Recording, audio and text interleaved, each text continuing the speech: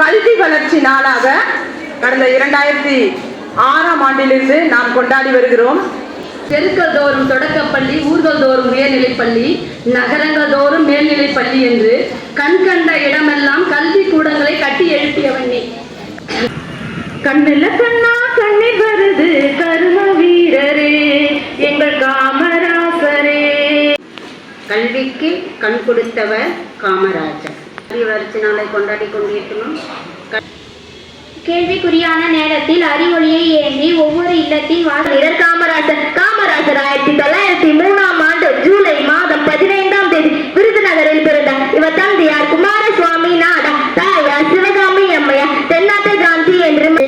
கல்வி கூட மத்திய உணவும் சீருடையும் கூட தந்து ஊருமிச்சி வாழ்ந்து வந்த ஒரே ஒரு உத்தமரு.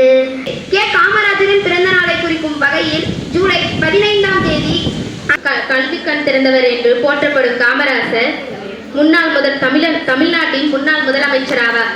அவர் ஜூலை 15, 1903 அன்று விருதுநகரில் பிறந்தார். ஒத்துழையாமை இயக்கம், அந்நிய துணி எரிப்பு, சட்ட மறுப்பு இயக்கம் முதலிய போராட்டங்களில் கலந்து கொண்டு 9 ஆண்டுகள் மக்களுக்காக சிறைவாசம் செய்தார்.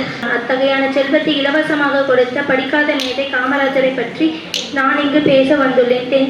தமிழகத்தை 9 ஆண்டு ஆட்சி செய்த அவருடைய காலம் தமிழக அரசியல் வரலாற்றில் பொற்காலமாக கருதப்படுகிறது. முதல்ல ஒரு சர்க்கரை ஆலையை உருவாக்குனதே நம்முடைய காமராஜர் ஐயா காலத்துல தான்.